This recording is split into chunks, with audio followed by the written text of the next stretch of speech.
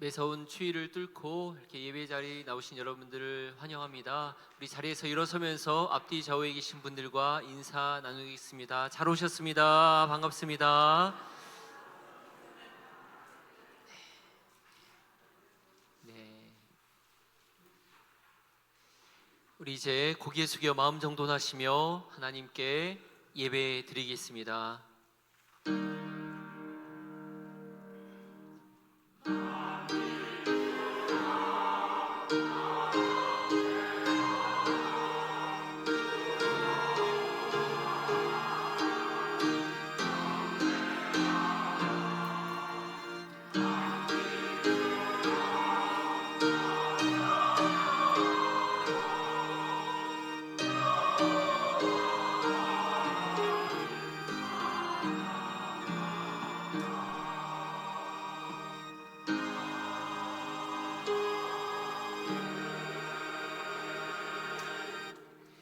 주의 빛과 주의 진리를 보내셔 나를 인도하시고 주의 거룩한 산과 주께서 계시는 곳에 이르게 하소서.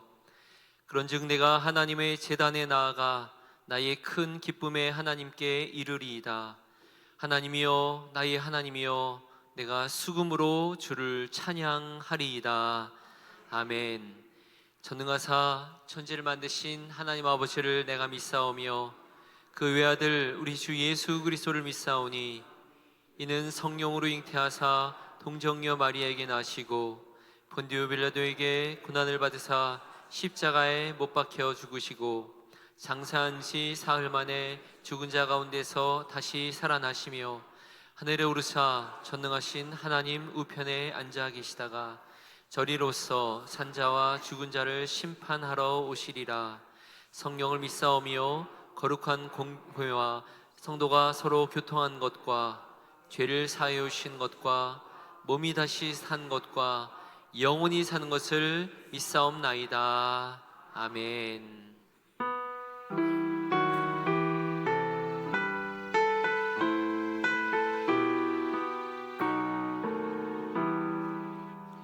주리 하나님 하늘에 계시니 온 천하 만민 주 앞에 찬송하네. 이 천지 만물도 주 앞에 엎드려 그 거룩하신 이름을 늘 높이네. 주 언약하신 것 끝까지 지키니 저 하늘나라 향하여 곧 가리라. 주 얼굴 배울 때 내 맘이 기쁘고 영원히 주의 영광을 찬양하리.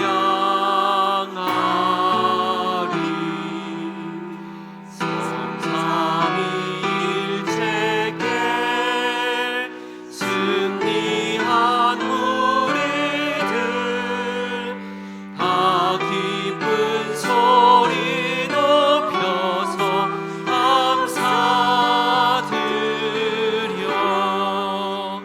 창조주 하나님 내 주님 되시니 주 앞에 나도 엎드려 경배하네.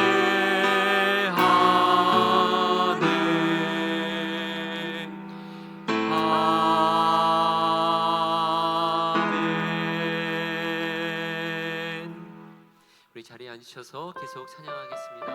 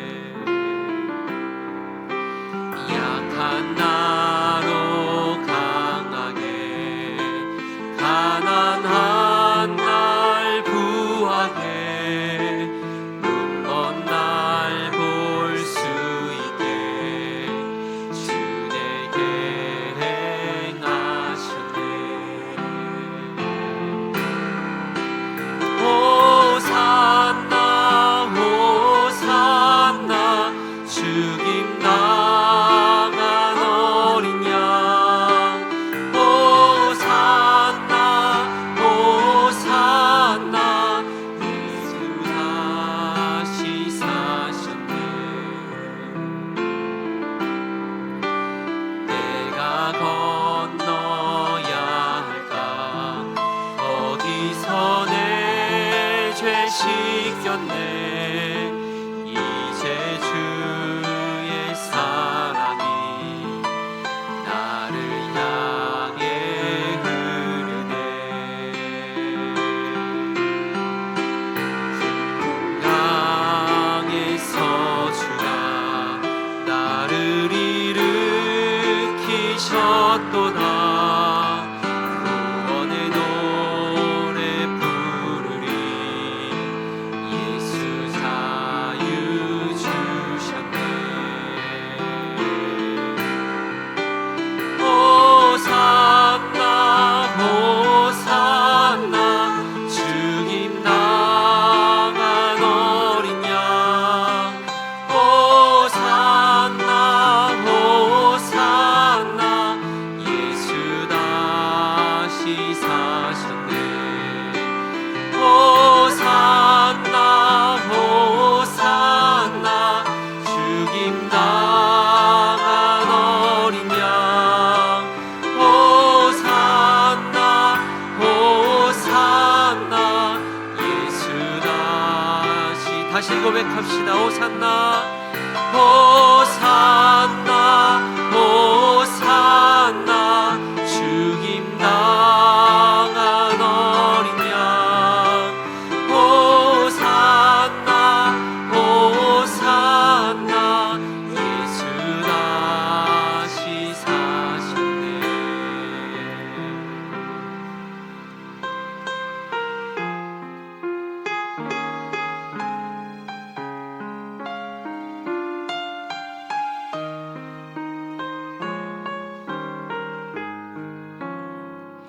괴로울 때 주님의 얼굴 보라. 평화의 주님 바라보아라. 세상에서 시달린 친구들아, 위로의 주님 바라보아. 힘이 없고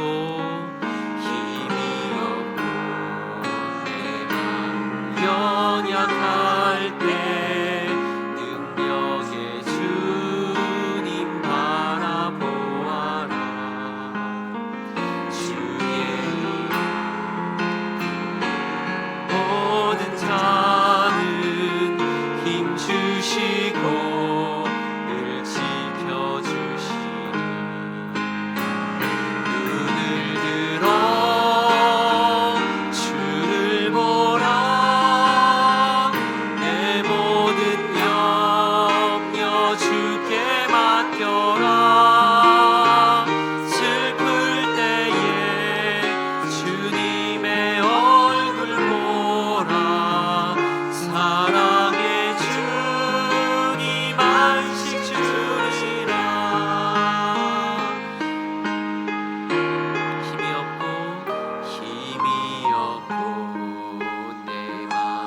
연약할 때 능력의 주님 바라보아라. 주의 모든 자는 힘 주시고 늘 지켜주시니 눈을 들어 주를 보라. 내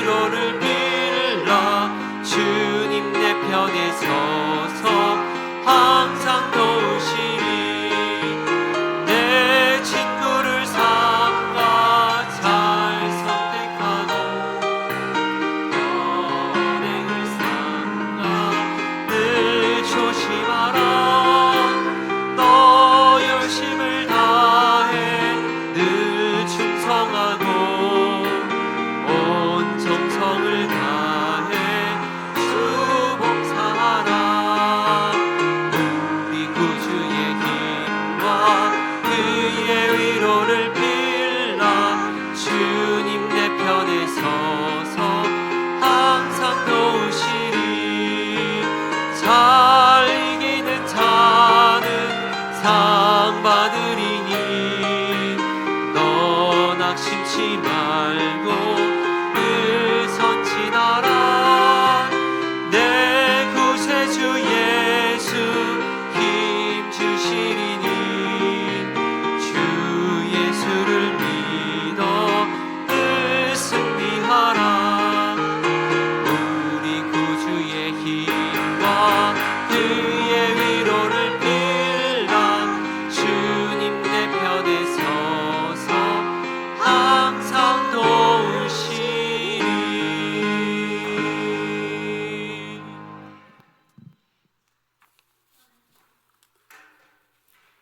만물을 섭리하시며 계절마다 주님의 숨결을 불어넣으시는 생명의 하나님, 매서운 추위가 대지를 누르는 한겨울에도 저희들의 안전과 생명을 보존하여 주시고 오늘 이 거룩한 예배 자리로 불러주시니 감사합니다.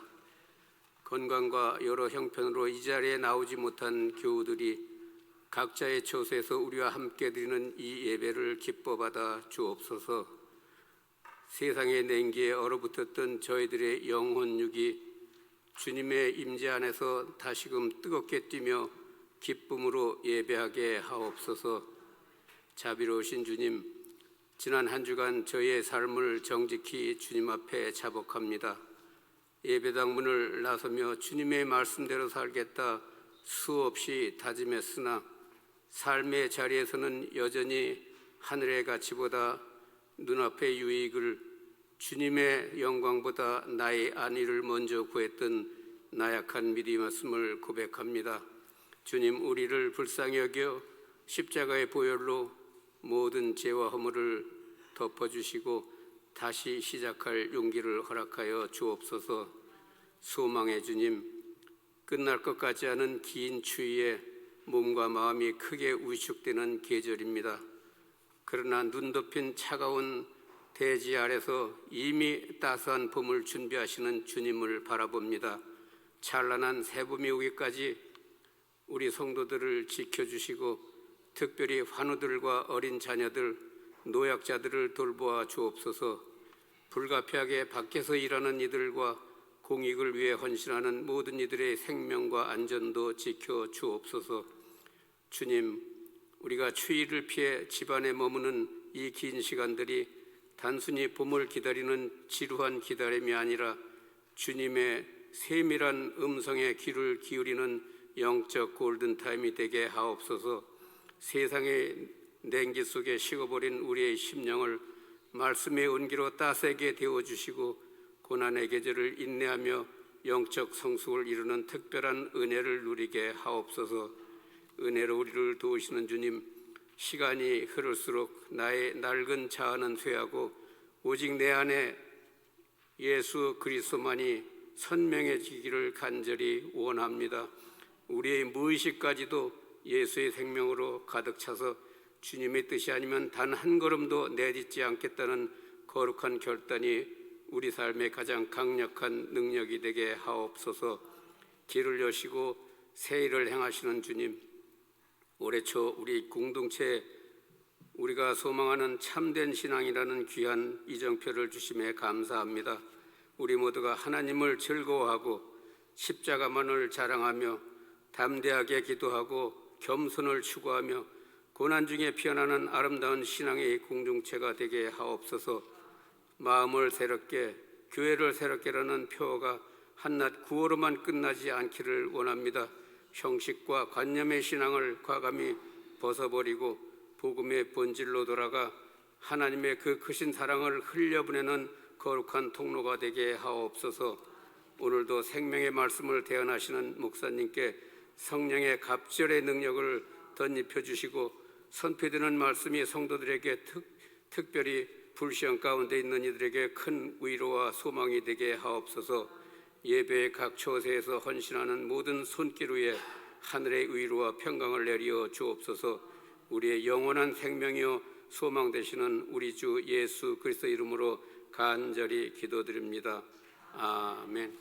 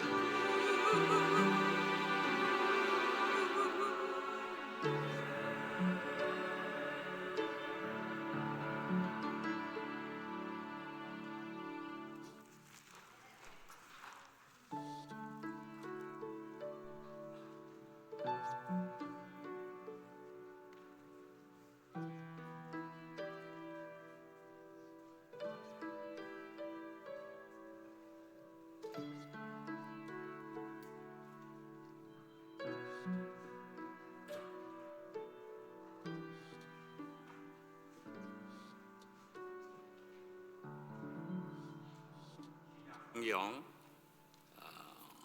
4장 12, 13절입니다. 하나님의 말씀입니다. 하나님의 말씀을 들으십시오. 사랑하는 자들아, 너희를 연단하려고 오는 불시험을 이상한 일 당하는 것 같이 이상히 여기지 말고 오히려 너희가 그리스도의 고난에 참여하는 것으로 즐거워하라. 이는 그의 영광을 나타내실 때에 너희로 즐거워하고 기뻐하게 하려 함이라. 하나님의 말씀입니다.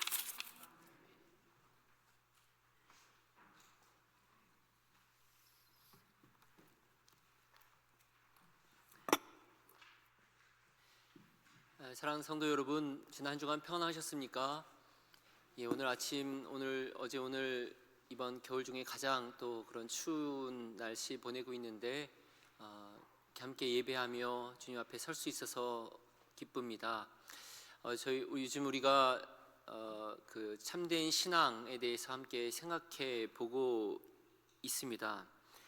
하나님을 즐거워하고 십자가를 자랑하고 또 담대한 자녀로서 담대하게 기도하고 또 특별히 지난주는 우리 겸손이라는 그 그릇으로 이 모든 것을 담는다는 것에 대해서 나누었습니다. 그런데 여러분, 우리가 이렇게 참된 신앙을 갖고 살아가면 하나님의 은혜가 넘치고 주님이 주시는 기쁨이 가득하고 그것이 바른 순서이며 우리가 기대하는 바입니다. 그런데 우리가 말씀대로 살려고 노력하고 몸부림치고 참 신앙을 가지려고 하는데도 때때로 우리 삶에 예고 없이 찾아오는 불청객 같은 그런 존재들이 있지요. 고난입니다. 성경은 이것을 부드럽게 표현하지 않고 오늘 우리가 읽은 것처럼 이것을 불시험이라고 이야기를 합니다. 어쩌면 우리 마음에 더 와닿는 표현일 수 있겠습니다.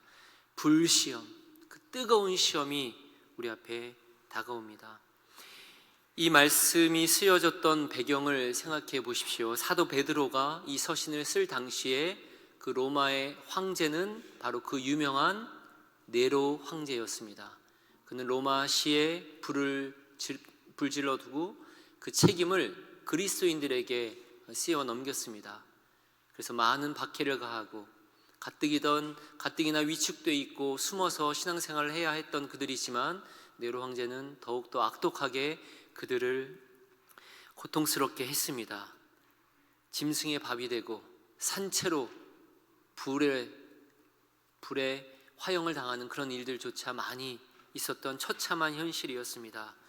그런 불시험 앞에서 성도들은 절규했을 것입니다. 하나님, 도대체 이게 왜 우리에게 이런 시련이 닥치는 것입니까?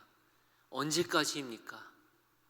우리가 이토록 어렵게 신앙생활을 하는데 왜 이런 어려움은 계속 찾아온단 말입니까? 전능하신 하나님은 어디에 계십니까? 그러한 질문입니다. 그 질문은 2000년 전 그들만의 질문은 아닐 것입니다. 오늘 이 자리에 계신 여러분들의 질문이기도 합니다. 도대체 왜 이런 일이 우리에게 닥치는가? 왜 이렇게 신앙생활을 열심히 해도 이 불같은 어려움이 또다시 찾아오는가? 우리는 이런 일이 닥칠 때마다 당혹스럽습니다. 사람들에게 창피하기도 합니다. 하나님이 원망되기도 합니다.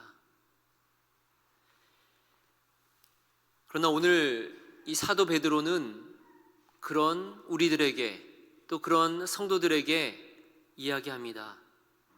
사랑하는 자들아, 너희를 연단하려고 오는 불시험을 이상한 일 당하는 것 같이 여기지 말아라 말합니다. 이 고난을 이상한 일로 여기지 말라고 합니다. 오히려 그것을 당연하게 맞으라고 합니다. 신앙의 본질적인 과정으로 받아들이라 합니다. 하나님은 왜 이런 불시험을 당신의 자녀들에게 허락하는 것일까요? 왜 우리는 또 이런 시험을 맞이하는 걸까요? 이 시험은 과연, 이 고난은 과연 어떤 것입니까? 오늘 말씀을 통해서 이 고난에 대해서 성경이 주는 몇 가지 그러한 진리를 함께 나누기 원합니다.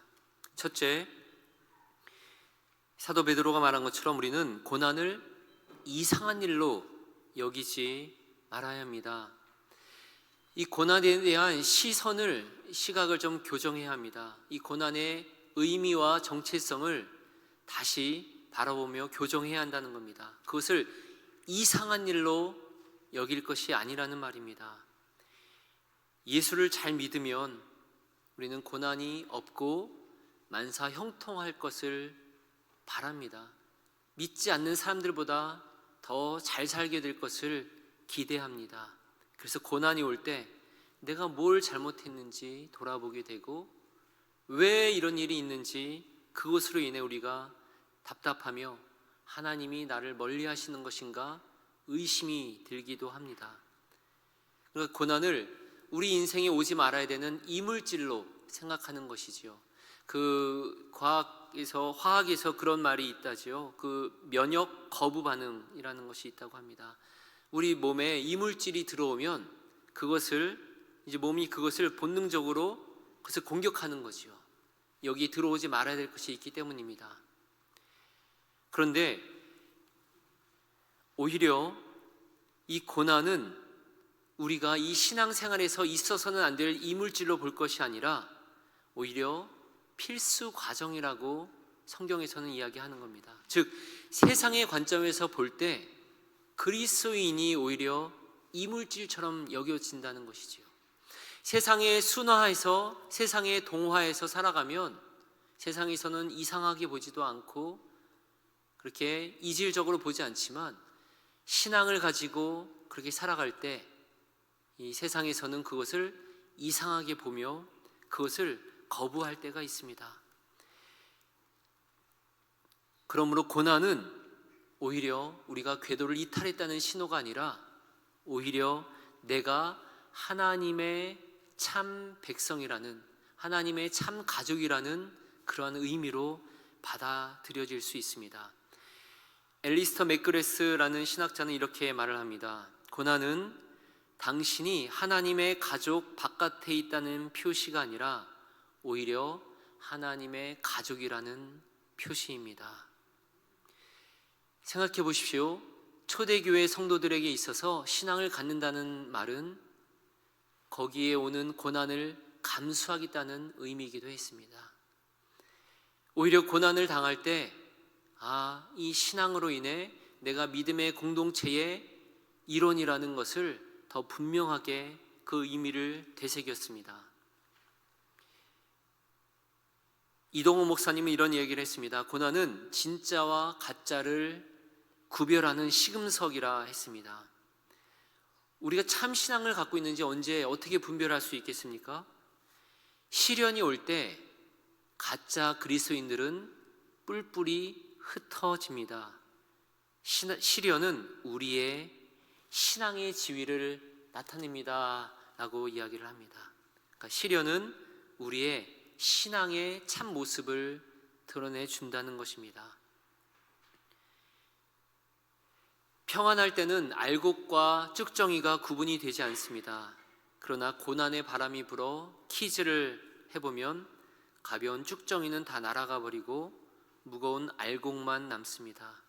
시련은 이런 의미에서 우리의 신앙이 진짜인지 가짜인지를 드러내는 하나님의 키질의 의미도 가진다고 볼 수 있습니다.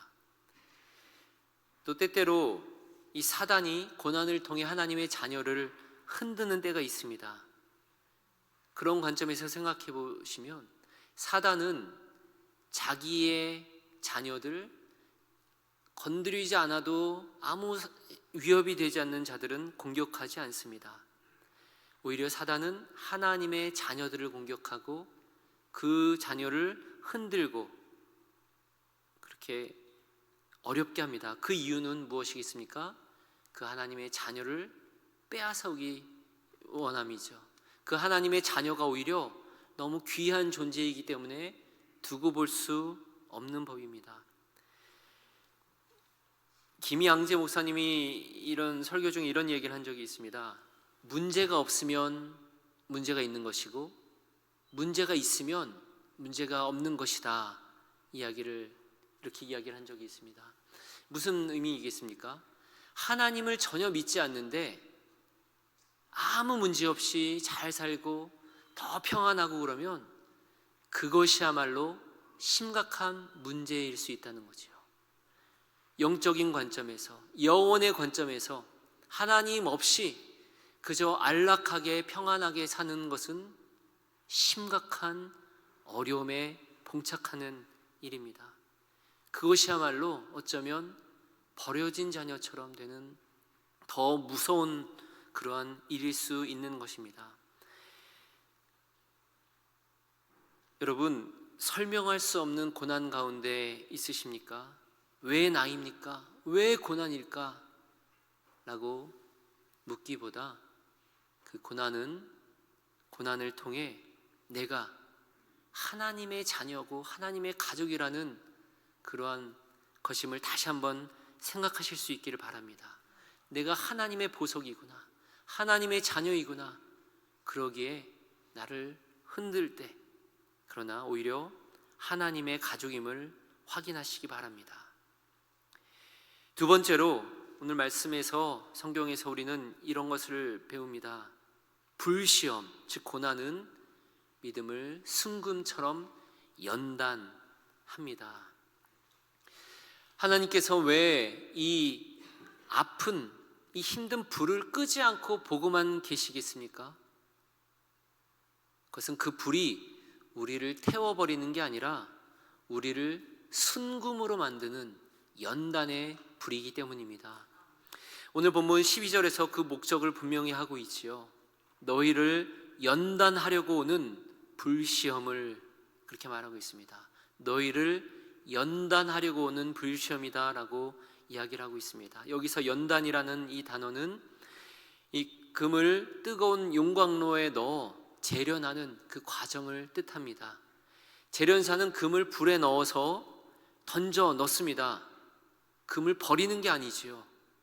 오히려 거기에 금광석에 섞여 있는 돌이나 흙이나 납 같은 불순물을 제거하기 위함입니다. 불순물은 고열에서 녹아서 분리되어 버리기 때문입니다. 연단하려고 오는 불시험, 그 고난은 우리 안에 있는 찌꺼기를, 그런 것을 제거합니다. 우리 삶을 돌아봅시다. 평안할 때, 아무 걱정 없을 때 우리 스스로를 돌아보기는 참으로 어렵습니다. 나는 참 괜찮은 사람 같습니다. 내 신앙도 괜찮아 보입니다. 내가 하나님을 사랑하는 사람으로 나는 확신합니다. 그러나 막상 불시험이 닥칠 때, 내가 느끼기에 견딜 수 없을 정도의 어려운 시험이 겹치게 되면 어떻습니까? 나의 밑바닥이 드러납니다. 나의 진짜 모습이 그때 드러나는 법입니다. 점잖던 내 입에서 험한 말이 나옵니다. 불평이 나오고 원망이 나오고 짜증이 나오고 하나님을 향한 섭섭함이 표현됩니다.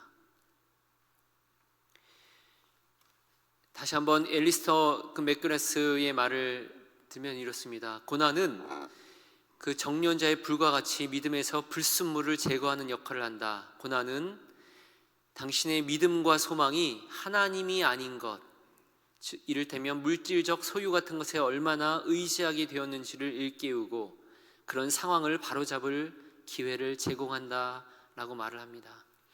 고난의 불은 우리의 거칠애와 우리의 체면과 그리고 우리의 종교적 가면, 그 모든 것을 불태웁니다. 내가 그동안 정말 하나님을 사랑했는지 돌아보게 하고 하나님보다 더 다른 것을 사랑한 것은 아닌지 내 모습을, 내 속마음을 폭로합니다. 내가 십자가만을 의지한 것이 아니라 다른 것을 의지하던 것들을 보여줍니다. 그것을 깨닫는 과정은 수치스럽고 속상하고 아픕니다. 그러나 바로 그 지점이 은혜가 시작되는 곳인 줄 믿습니다.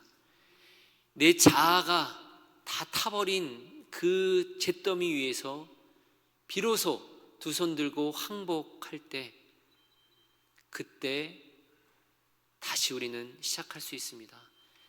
주님, 저는 이것밖에 안 되는 죄인입니다. 내 힘으로는 할 수 없는 것이었습니다. 내가 할 수 없는 것이었습니다 라고 고백할 때, 그래서 나는 주님이 필요합니다 라고 고백할 때 은혜가 시작됩니다. 제시펜 루이스라는 분이 욥기 강해에서 이런 중요한 말을 했습니다. 진짜 금은 그 불을 견디고 단지 찢기만 제거되기 때문에 아무리 연단해도 금은 결코 잃어버려지지 않는다라는 겁니다. 금은 버려지지 않는다는 거죠. 그 불에서. 그렇기 때문에 그 불이 아무리 강한 불이어도 그 금은 오히려 금을 정금으로 만드는 법입니다. 하나님은 믿음의 자녀들, 하나님의 자녀들을 결코 태워버리지 않으십니다. 결코 멸망시키지 않으십니다. 단지 여러분이 묶고 있던 헛된 욕망의 그 줄을 태워버릴 뿐입니다. 엄청난 열과 압력을 받아 탄생한 여러분 다이아몬드, 그 다이아몬드가 탄생하기만 하면 그 다이아몬드는 깎일수록 그 면면이 영롱한 빛을 내는 법입니다. 하나님의 원석인 여러분들도, 우리들도 깎이면 깎일수록 더 영롱한 아름다운 빛을 찬란하게 비춰갈 수 있습니다. 지금의 고난은 여러분을 세상에 그저 그런 돌이 아니라 하나님의 원석으로 빚어가는 과정임을 믿으시기 바랍니다. 마지막 세 번째로, 이 고난과 관련하여 우리는 그리스도의 고난에 참여함으로 즐거워할 수 있습니다. 베드로 사도는 오늘 말씀에서 이 고난을 참으라 하지 않습니다. 오히려 어떻게 말하고 있습니까? 이 고난을 13절 말씀처럼 너희가 그리스도의 고난에 참여하는 것으로 즐거워하라 라고 말하고 있습니다. 역설이지요. 고난을 참으라, 피하라가 아니라 고난을 즐거워하라. 근데 그 이유는 여기서 말하는 것처럼 사도 베드로가 말하는 의미에서 두 가지 의미를 찾을 수가 있습니다. 왜냐하면 첫째는 주님과의 동행 때문이고, 다른 하나는 장차 올 영광 때문입니다. 여러분, 그리스도의 고난에 참여하기 때문에 즐거워할 수 있다고 말합니다. 여기서 참여한다는 그 헬라어로는 코이노니아입니다. 우리가 잘 아는 것처럼 교제하는 것, 그리고 함께하는 파트너가 된다라는 뜻입니다. 우리가 겪는 고난은 우리가 운이 안 좋아서, 재수가 없어서 겪는 것이 아닙니다. 오히려 그리스도의 남은 고난에 참여하는 특권입니다. 그리스도의 고난에 동참하는, 함께하는 파트너가 되는 그러한 특권입니다. 여러분, 병도 그 병을 당해본 사람만이 그 병을 앓는 사람을 이해할 수 있다고 말을 하지요.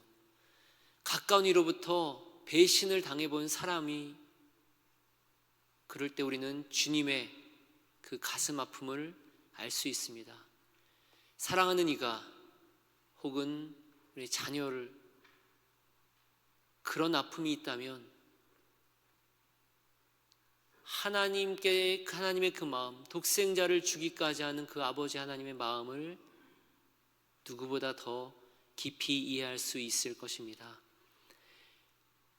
고난의 시간은 우리가 예수님의 마음 깊은 곳으로 들어가는 그러한 은밀한 교제가 시작되는 시간입니다. 그래서 이것을 이렇게 또 표현하는데요, 그 모든 고난 속에는 갈보리에서 돌아가신 그리스도의 고난과 관련된 축복이 있다라고 말합니다.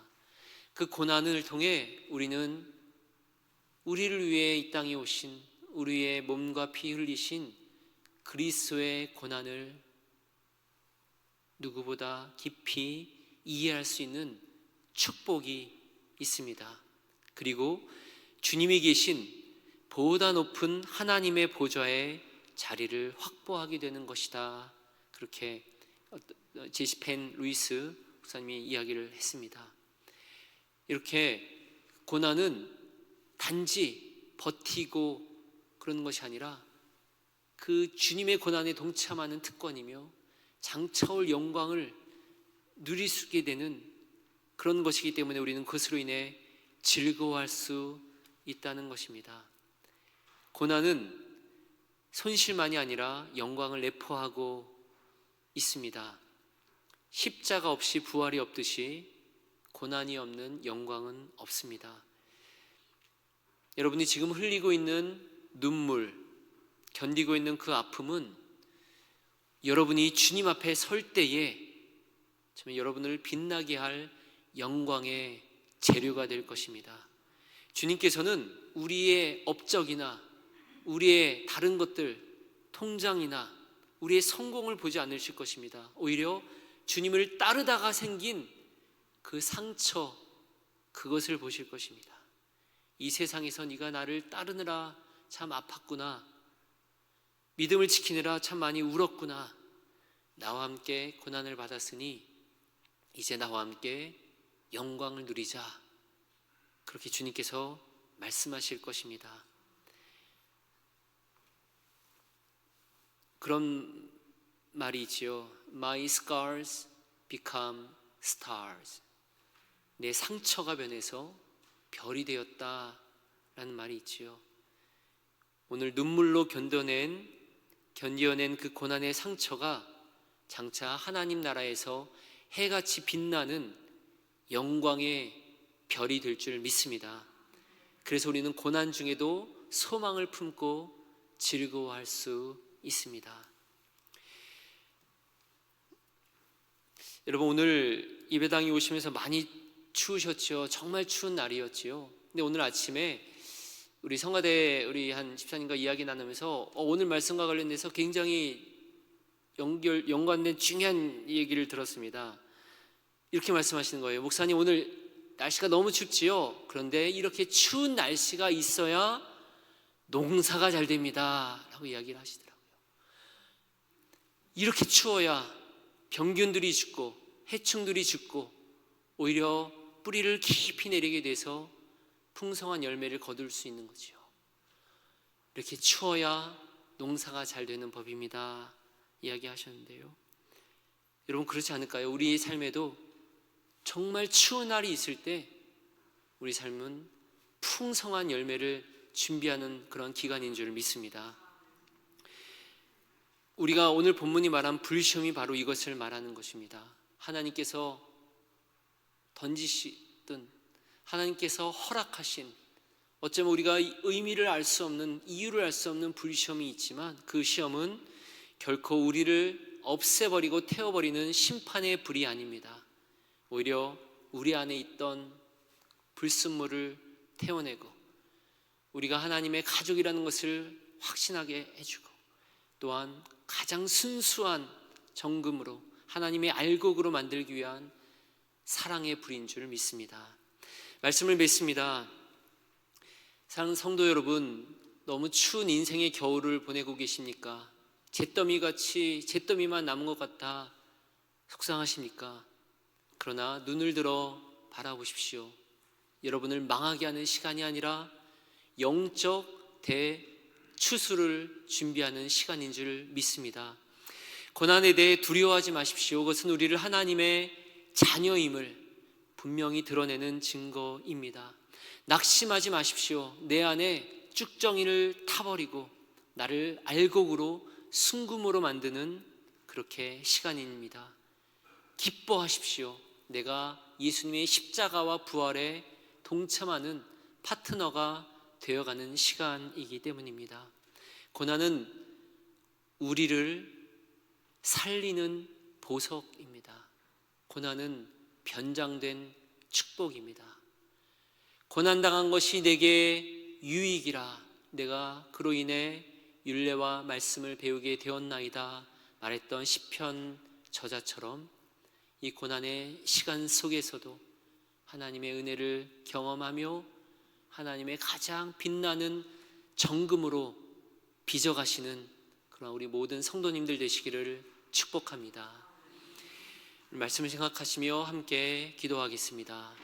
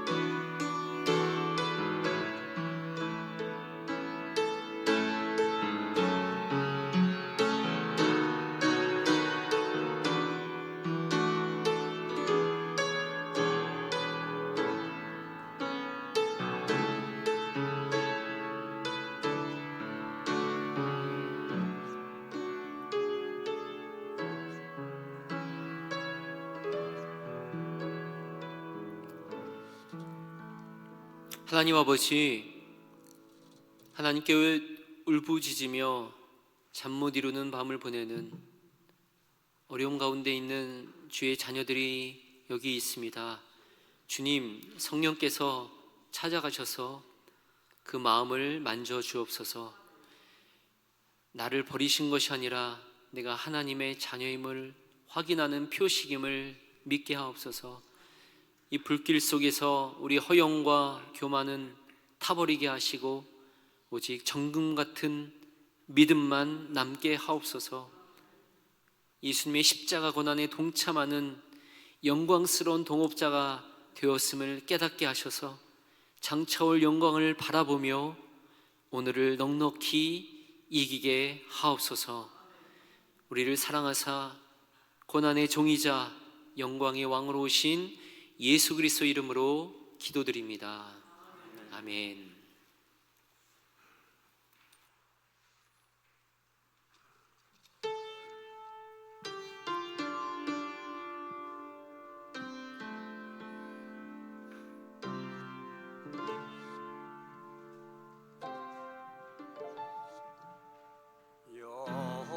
여호와는 나의 목자시니 내게 부족함이 없으리로다. 여호와는 나의 목자시니 내게 부족함이 없으리로다. 나로 하여금 푸른 초장에 눕게 하시며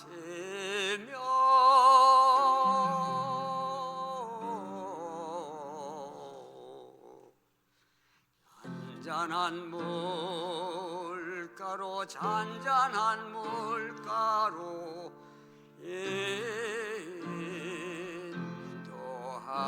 인도하시도다.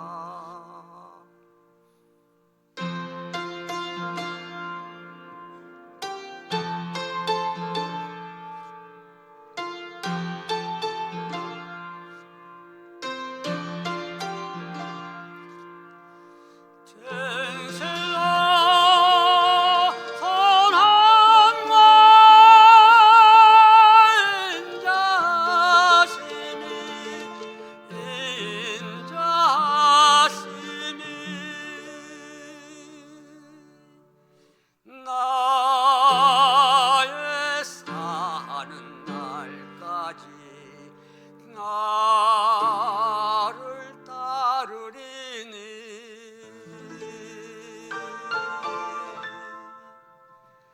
내가 여호와 전에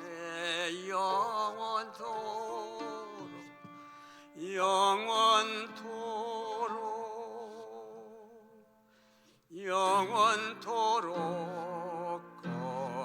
거하리로다.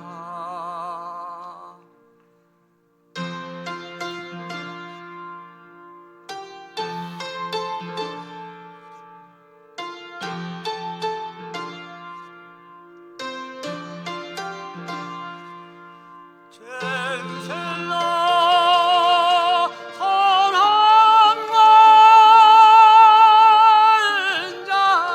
인자심이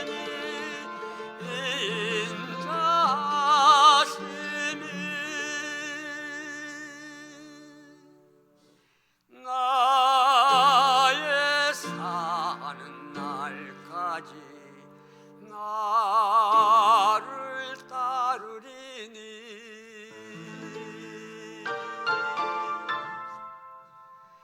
내가 여호와 전에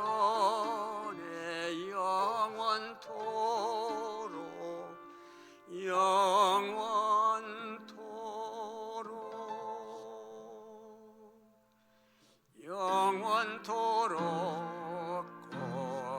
거하리로다. 아멘.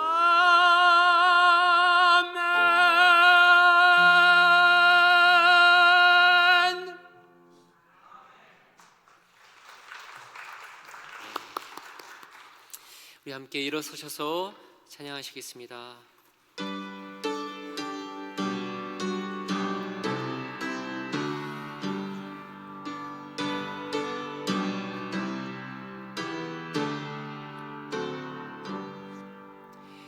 환난과 핍박 중에도 성도는 신앙 지켰네. 이 신앙 생각할 때에 기쁨이 충만하도다.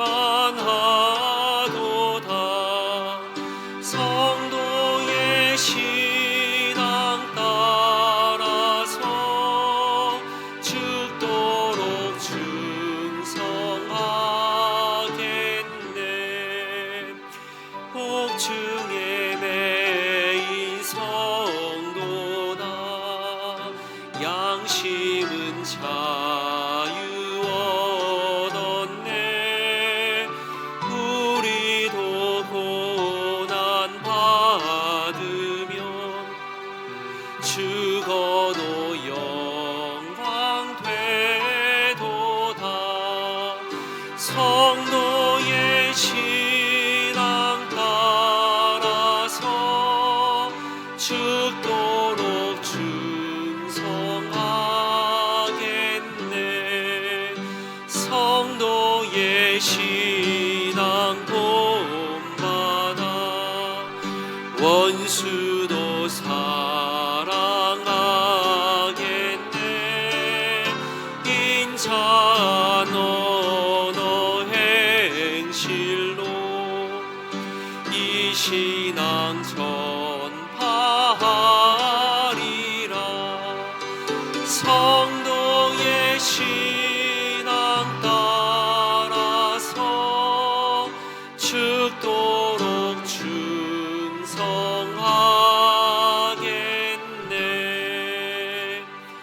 아멘.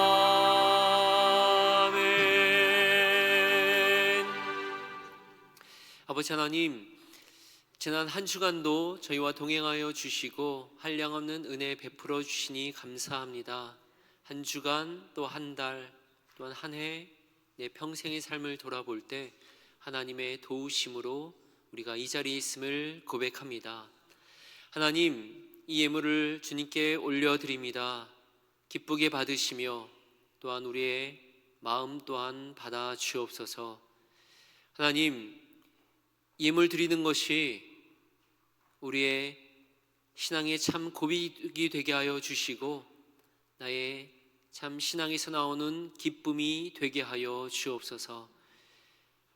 그 손길 기억하여 주시고 하나님의 선세한 인도하심으로 또 한 주간을 인도하시고 믿음 따라 살아갈 힘을 더하여 주옵소서.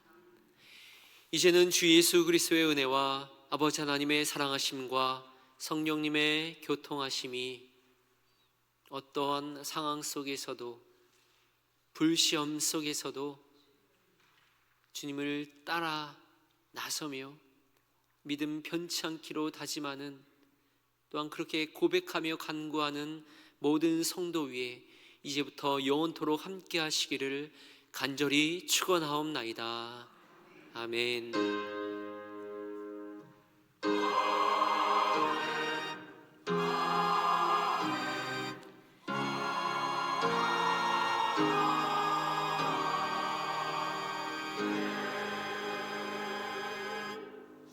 우리 옆에 분들